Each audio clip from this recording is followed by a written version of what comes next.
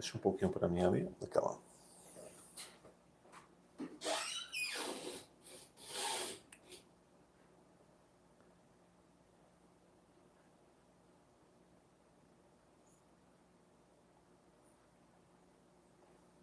Meus amigos, vamos refletir também sobre um fato interessante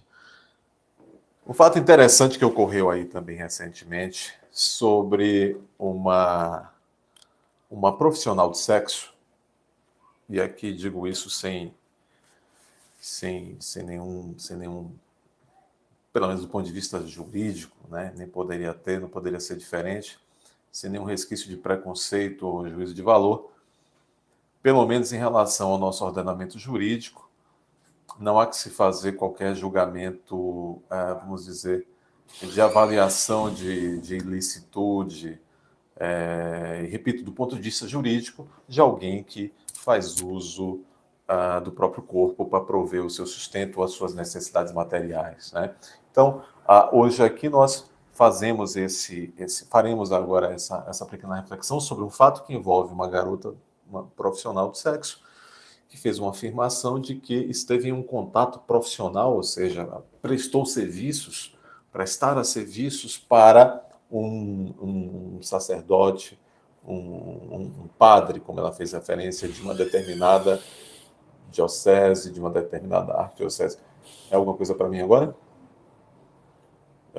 Advocacia ao vivo, pessoal. Então a gente aproveita um espaço, às vezes, ou outro no escritório, entre um horário e outro, para refletir sobre algum tema e manter a nossa interação com o nosso público, né? Que vai além, inclusive, do próprio espaço físico dos escritórios. Pois bem, então nós vamos hoje abordar aqui a situação de um vídeo que foi produzido e publicado por uma suposta garota de programa, publicado no TikTok, e ganhou também grande repercussão nos últimos dias, onde ela afirma que um cliente, notadamente, no caso, um padre de uma determinada, que é integrante de uma determinada arquidiocese, foi buscá-la no flat em que ela está hospedada, ou estava hospedada, para que ela prestasse serviços sexuais, levando-a, ato contínuo, a um motel. Lá, enfim, fizeram o que achavam que tinham que fazer, e ela também ressalta que ele a levou para o motel num carro que tinha ali, buscá-la, onde ela se hospeda, e a levou para o motel. Ela, uma garota de programa, levada para um motel, aí supostamente por um padre, e o padre guiando um veículo pertencente à própria igreja. Bom, também eu comecei esse vídeo dizendo que a análise que será feita envolvendo esses dois personagens, uma profissional do sexo e um membro da Igreja Católica, eu comecei falando sobre esse relato, dizendo que não faria e não estaria fazendo juízo de valor da opção profissional dessas garotas, de juízo de valor moral, e também, já que envolve um membro da Igreja Católica, devo dizer também que possuo grande respeito pela Igreja Católica, como também pelas demais igrejas, como pela Igreja Protestante, de modo geral, vamos assim dizer. Então, aqui, esse vídeo não será feito, se não é feito para menosprezar, nem para, vamos dizer, menoscabar a figura, diminuir a figura das garotas de programa, também não é feito para diminuir a figura dos integrantes da Igreja Católica, nem da Santa Sé. Respeito muito a Igreja Católica, admiro e acompanho muitos membros da Igreja Católica, alguns padres que hoje julgo muito importantes para a nossa sociedade, alguns bispos assim de uma integridade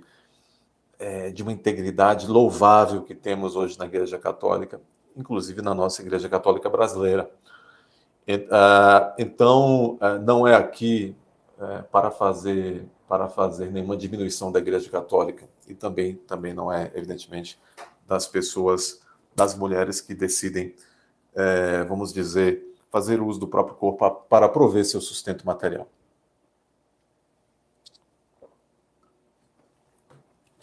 O ser humano tem seu livre arbítrio e, portanto,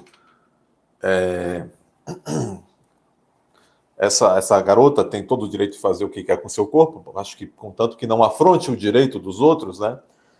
E contanto que haja dentro daqueles limites do ordenamento jurídico. Da mesma forma, se houve este fato e se tem um membro da Igreja Católica supostamente envolvido nesse fato, como bem dizem sempre os religiosos, a Igreja é perfeita, no entanto, não há que se esperar que os membros dela, os seres humanos que a compõem, que a integram, sejam todos perfeitos, ou sejam perfeitos, são imperfeitos, evidentemente.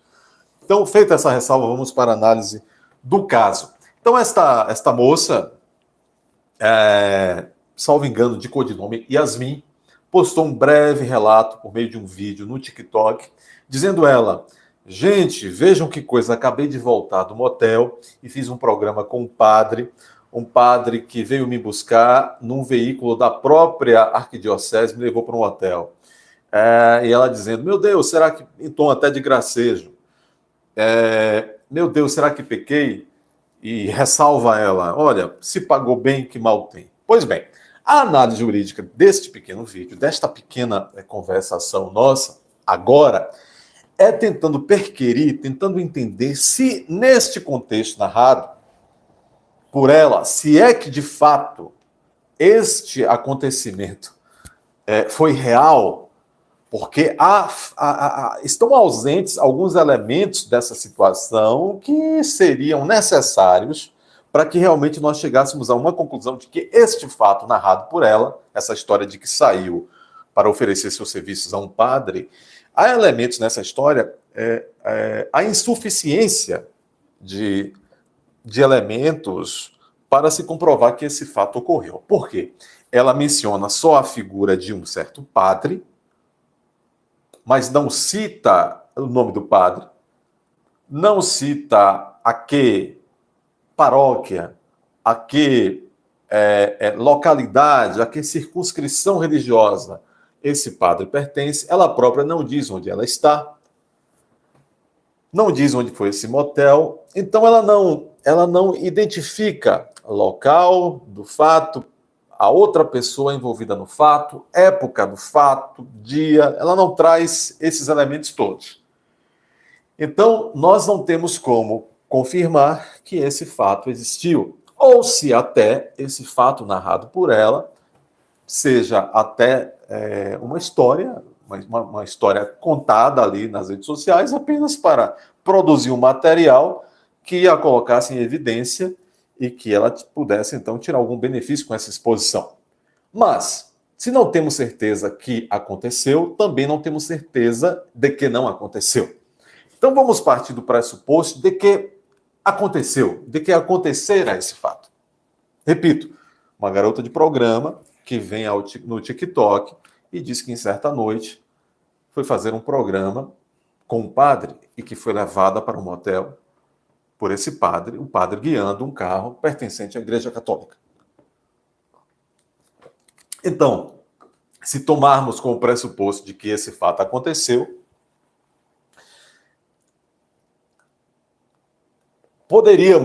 é possível identificar a ocorrência de crimes nesse contexto? Essa garota de programa teria cometido algum crime? Seja em participar desse fato, nessa prestação de serviço ao padre, vamos dizer assim, ou seja também, após o fato, em ter relatado que praticara o ato com o padre, que prestara os seus serviços sexuais ao padre, teria ela praticado algum crime? O padre, por sua vez, se tomarmos como pressuposto de que o fato é verdadeiro, o padre, ao manter esse contato íntimo com ela, teria praticado algum crime? O padre, ao supostamente ter ido ao motel com ela no carro da igreja, teria praticado algum crime?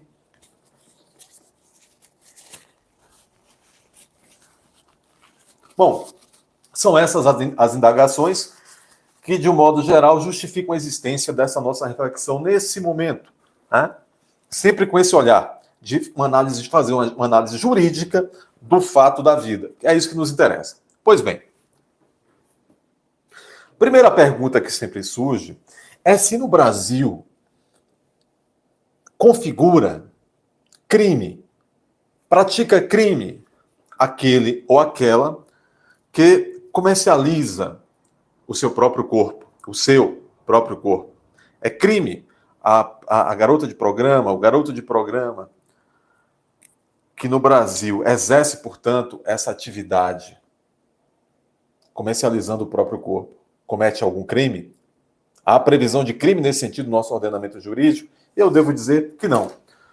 Não, o nosso ordenamento, a nossa lei, o nosso Código Penal, nem nenhuma outra lei penal esparsa caracteriza, pune como crime essa atividade de vender, comercializar o próprio corpo. Então, já daí, de logo, diríamos que pelo fato de prestar esses serviços íntimos, vamos dizer assim, essa garota de programa, ou quaisquer outras garotas ou garotos de programa, não praticam crime, segundo hoje, previsão do nosso ordenamento brasileiro.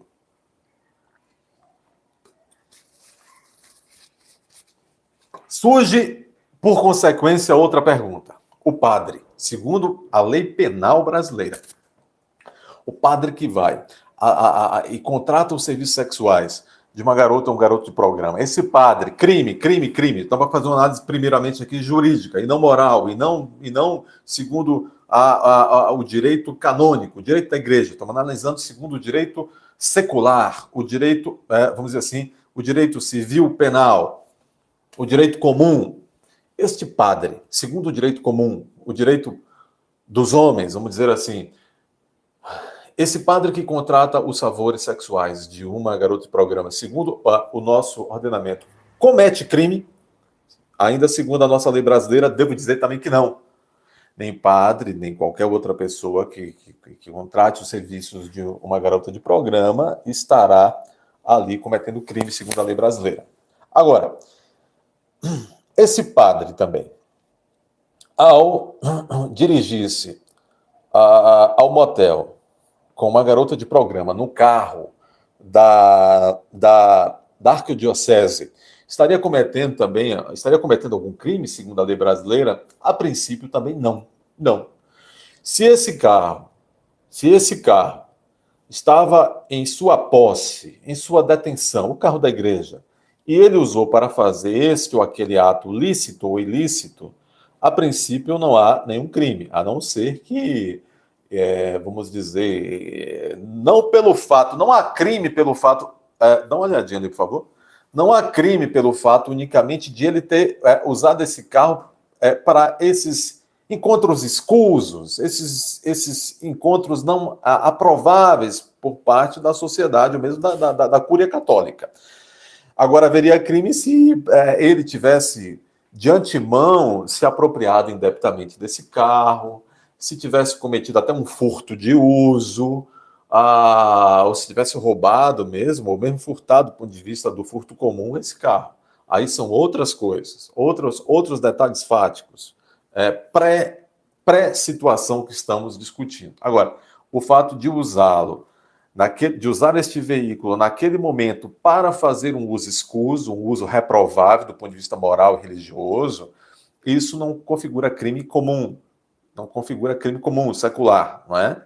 Talvez configure alguma infração, como eu vou mencionar, talvez configure alguma infração do ponto de vista do direito canônico, que é o direito que rege aos membros da igreja, que é o direito que realmente regula as relações internas da igreja, os fatos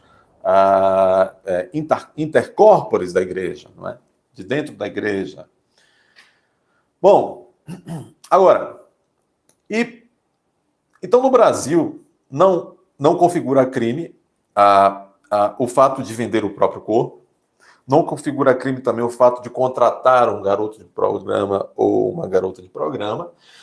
O que mais se aproximaria, né, no nosso ordenamento jurídico, quando se fala nesses tipos de relações comerciais do sexo, é a figura no Brasil, sim, se criminaliza as seguintes figuras.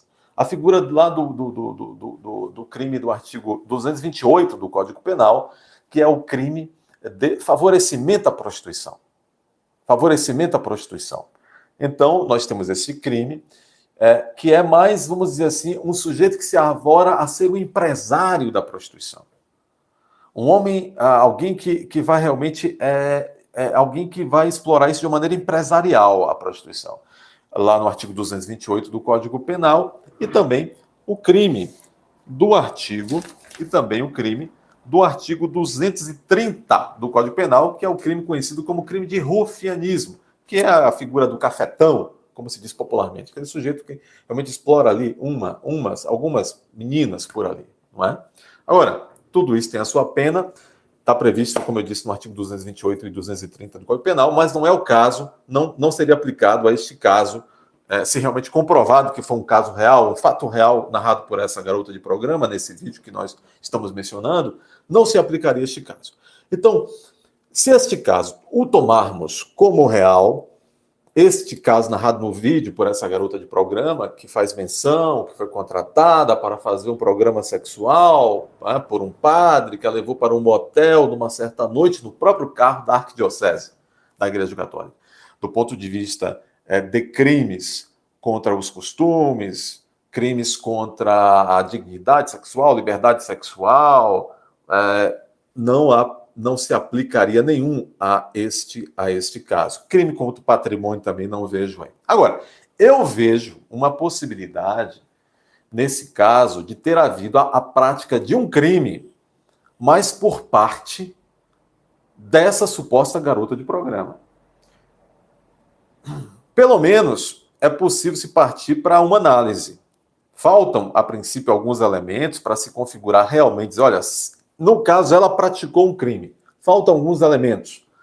Mas temos ali, pelo menos, elementos iniciais suficientes para apontarmos que é possível uma discussão, pelo menos possível uma discussão, para se investigar se ela teria praticado aí um crime, por exemplo, contra a própria honra ou a reputação desse padre, que seria o crime de difamação previsto no artigo 139 do Código Penal.